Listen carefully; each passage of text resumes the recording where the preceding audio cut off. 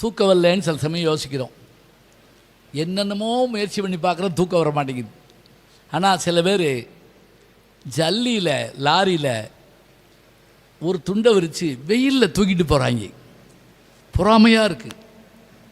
இன்னும் சில பேர் பஸ்ஸில் ஏறினவுடனே செல்லமாக நம்ம தோளில் படுத்துருப்பாங்க. பார்த்துருக்கீங்களா? தோள் கண்டார் தோளே கண்டார். நான் ஒரு தடவை கோயம்புத்தூர் போகிறதுக்கு மதுரை ஆரப்பாளையம் பஸ் ஸ்டாண்டில் ஏறி உட்காந்துருந்தேன். என் கூட ஏறின ஒருத்தர், நீங்கள் கோயம்புத்தூரான்னு கேட்டார். ஆமாம், பழனி வந்தால் எழுப்பிவிடுங்கன்னு என் தோளில் படுத்தார். நான் 3.5 மணி நேரம் முழிச்சிருந்து பழனி வரவும் அவர் எழுப்பி ஐயா பழனி ஐயா பழனி நான் கத்தி வந்துருச்சான்னு எந்திரிச்சு சாமியை கும்பிட்டு படுத்துக்கிட்டாரு. அவர் சாமி கும்பிட்றதுக்கு என்னைய நேர்ந்து விட்டு இருந்திருக்காரு. இப்போ நீங்கள் கேட்கலாம், அப்படி எழுப்பிடாட்டி என்னன்னா அதுக்கு ஒரு கதை சொல்லுவேன். நான் ஒருத்தன் மதுரையில் ரயிலில் ஏறியிருக்கான், பாண்டியன் எக்ஸ்பிரஸில். ஏறினோடனே அங்கேருந்து ஒருத்தர்கிட்ட, ஐயா 38 வயசு ஆகுது, கடைசி இன்டர்வியூ, இதே ஏன் என்கிட்ட சொல்கிறேன்னாரு அவர். இல்லை சொல்கிறேன், 38 வயசு கடைசி இன்டர்வியூ, விழுப்புரத்தில் இறங்கணும். இறங்கி அதுக்கு எனக்கு என்ன? இல்லை, நீங்கள் உங்கள் நம்பர் படி பார்த்து மெட்ராஸில் இறங்குறீங்க, விழுப்புரம் வந்தால் என்னையை இறக்கி விட்டுருங்க. நான் தூங்கிட்டேன்னு நினைக்காதீங்க, வயசு 38. போய் படியா பேசாமல். எதுக்கு சொல்கிறேன்னா, கடைசி இன்டர்வியூ, ஒருவேளை நான் இறங்க மறுத்தேன்னு வைங்க, கவலைப்படாதீங்க, சட்டையை பிடிச்சி இழுத்து வெளியே தள்ளி விட்டுருங்க, பெட்டியை தூக்கி எரிஞ்சிருங்க. இவ்வளவு சொல்லி கொடுத்துருக்கான். நீ போய் படுப்போம். வண்டி மெட்ராஸில் நிற்கிது. எந்திரிச்சு பார்த்தான். யார்? அந்த விழுப்புரம். மெட்ராஸ். வேகமாக அந்த ஆள்கிட்ட ஓடினா. சண்டால பாவி, எத்தனை தடவை சொன்னேன் 38 கடைசின்று சொன்னேன், கேட்டியா? அந்த ஆள் பேசாமல் இருந்திருக்கான். காதா? அதெல்லாம் இல்லைப்பா, இறக்கி விடாததுக்காக நீ என்னைய வயிறு இல்லை, நீன்னு நினச்சி ஒருத்தனை இறக்கி விட்டேன் விழுப்புரத்தில். அவன் இறங்க மாட்டேன்னா அடித்து இழுத்துட்டு வந்து வெளியே தள்ளி ஓடியாந்து ஏற பார்த்தான். நெஞ்சில் மிதித்தேன். இதில் என்ன கொடுமைன்னா, அவன் எங்கே போகிறவனோ, அவனுக்கு நம்மளை எதுக்கு இறக்கி விட்றாங்க அதுவும் தெரியலை. டிடிஆர் இறக்கி விட்டாலும் பரவாயில்ல. ஏன்னா அவன் என்னை எப்படி வைவான் யோசிச்சு பாருங்க. இதுக்கு தான் அந்த பஸ்ஸில் உட்கார்ந்தோடனே அவன் தூக்கம் வந்தோடனே சில பேர் தூங்கிட்டானா பார்க்குறோம். இன்னும் கூட இந்த உடம்பை சில பேர் கெடுத்துக்கிறத பார்க்குறப்ப என்ன கவலையாக இருக்குது தெரியுங்களா?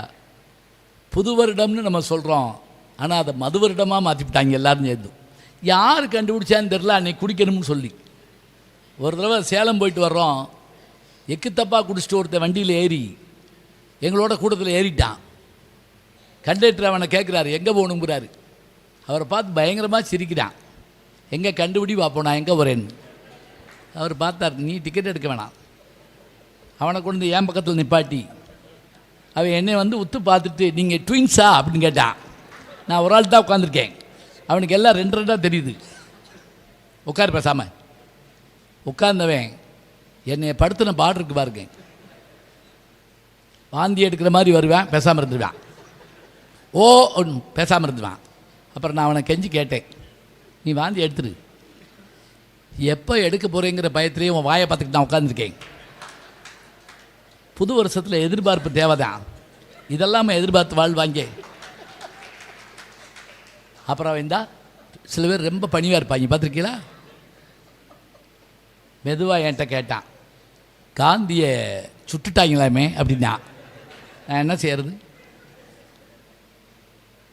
சில பேருக்கு எதுவுமே லேட்டாக தான் தெரியும்.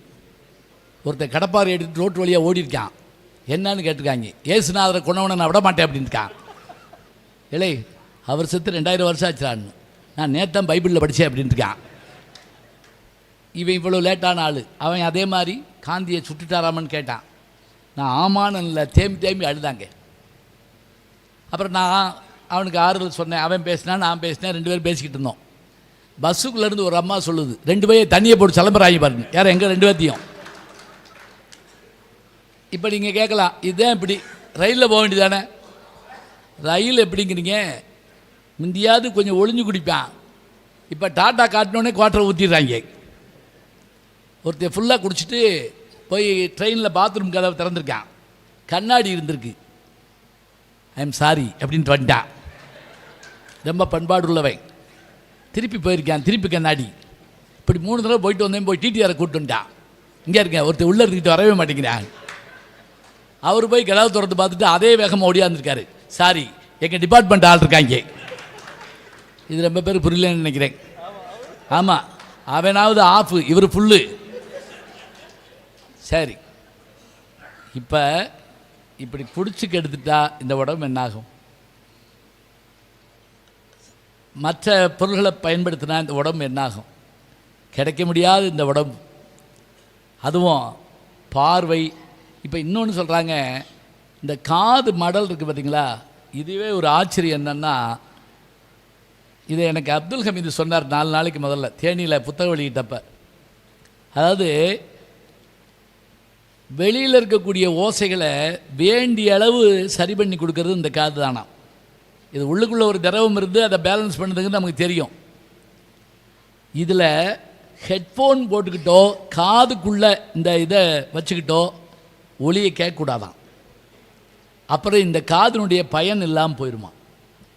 எவ்வளோ அருமையான உறுப்புகள்ங்க அது. நான் சொன்னேன்ல, இந்த விரலை மடக்க முடியுமா? சில பேர் சாப்பாடு எடுத்து வாங்கிட்டு கொண்டு போக முடியாமல் கஷ்டப்படுறத பார்க்குறோம் இல்லையா, எவ்வளோ கஷ்டம். அப்போ இந்த உடம்பை கொடுத்த, உடம்பை வளர்த்தேன் உயிர் வளர்த்தேனே திருமூலர் சொல்கிறார்.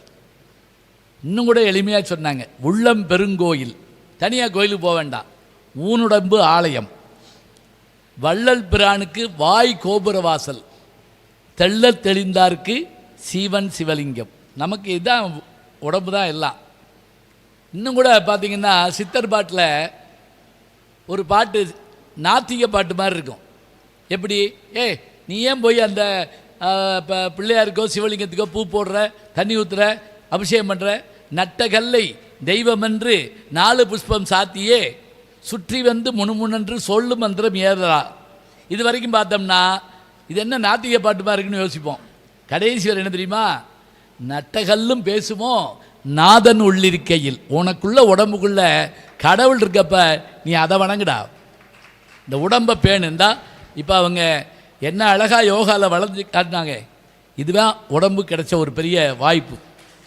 இந்த உடம்பு சாதாரணமாக கிடைக்காது, கிடைச்சதை பயன்படுத்தணும். அது மட்டும் இல்லைங்க, இந்த உடம்பு இதை சில பேர் முயன்று தற்கொலை பண்ணுறப்ப எவ்வளோ கவலையாக இருக்குது தெரியுமா. அதுவும் அவன் தற்கொலை பண்ணுறவன சில பேர் காப்பாற்ற போய் கொண்டு விடுவாங்க, பார்த்துருக்கீங்களா?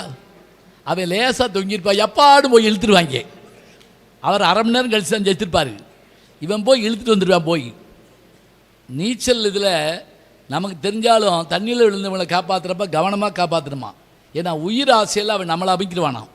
அவனை பின்பக்கமாக வந்து தான் தூக்கிட்டு வரணுங்கிறாங்க. சரி, இந்த உடம்பு இத்தகைய பெருமை மிகுந்தது. நம்முடைய முன்னோர்கள் இந்த உடம்புக்கான அத்தனை விஷயங்களை சொல்லி வச்சுருக்காங்க. அதுவும் அழகாக இருக்கணும்னு நினைக்கிறோம், அழகாக பேசணும்னு நினைக்கிறோம், ஆரோக்கியமாக இருக்கணும்னு நினைக்கிறோம். எங்கள் பெட்டிமன்றத்தில் பேசுகிற செல்லக்கண்ணு சொல்லுவார், இந்த உலகத்தில் லட்சாதிபதி யார், கோடீஸ்வரன் யார்? கடன் இல்லாதவன் லட்சாதிபதி, ஞாபகம் வச்சுக்கோங்க. நோய் இல்லாதவன் கோடீஸ்வரன், வேறு யாரும் இல்லை. நோய் இல்லைன்னாலே போதும். அப்போ கடன் இல்லைன்னா எவ்வளோ பெரிய விஷயம். இது ரெண்டும் நமக்கு கிடைக்கணும். இந்த உடம்பு அப்படிப்பட்ட உடம்பு.